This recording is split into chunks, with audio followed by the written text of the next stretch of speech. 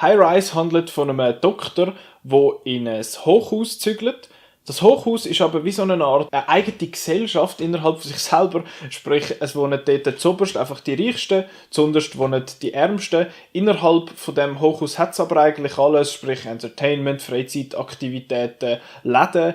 Alles hat es dort zum eigentlich Überleben. Das Einzige, was man machen muss, um rauszugehen, ist arbeiten. Und der Doktor lebt dann so ein bisschen dort drin, lernt ein paar Leute kennen von den unteren Schichten, ein paar von den oberen Schichten. Und irgendwann fängt das Ganze so ein bisschen an nicht mehr funktionieren, die Organisation und die Gesellschaft innen dran, und dann eskaliert es. Ich habe mich ziemlich gefreut auf High Rise, aber das war eine rechte Enttäuschung. Ich habe den Film mega langweilig gefunden. Es ist zwar eine sehr spannende Welt mit dem Hochhaus, wo alle so ein bisschen drin wohnen und miteinander auskommen sollen, und dass es ein soziales Experiment ist, hat mich auch interessant gedunkt. Und der Plan, wo der Architekt von dem Haus hat mit der ganzen Gesellschaft, ist auch extrem spannend. Aber es wird so nichts gemacht mit dem.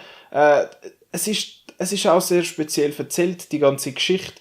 Es ist zu wenig bildlich, quasi zu wenig konsequent bildlich, wie zum Beispiel ein Snowpiercer, um das Ganze nicht wörtlich zu nehmen, aber er ist auch nicht genug straightforward, um es wörtlich zu nehmen. Und diese Mischung hat meiner Meinung nach überhaupt nicht funktioniert.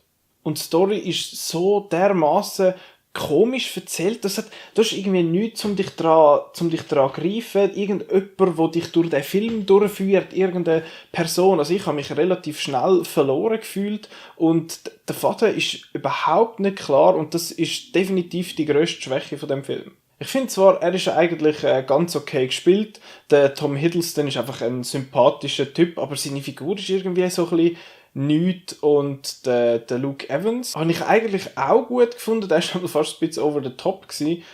Sienna Miller ist nicht schlecht gewesen. Der Jeremy Irons ist eigentlich ziemlich gut gewesen. Also es ist nicht die Schauspieler, die das Problem sind, sondern vielmehr die Charaktere, die sie haben müssen spielen, weil die sind einfach langweilig und irgendwie eben nicht spannend, und am Schluss magst du dich an keinen erinnern. Es ist keiner rausgestochen als speziell gut, und das hat mir überhaupt nicht gefallen. Was mir aber gut gefallen hat, ist der Look. Er sieht sehr schick aus, er ist gut gefilmt.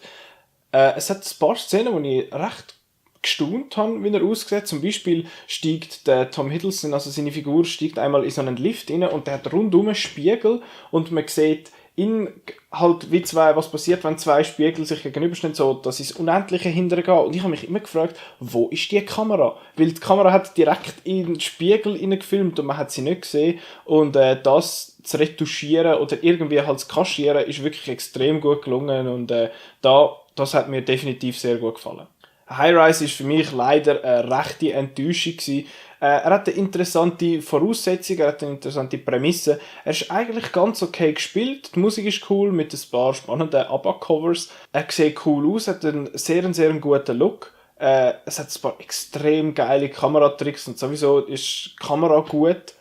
Aber die Story und die Charaktere sind einfach so nichts, und der Film ist immer einfach stinklangweilig. Aber so nach einem Drittel oder so fängt nicht nur an, die Architektur vom Gebäude im Film auseinanderzugehen, sondern auch die Architektur vom Skript selber.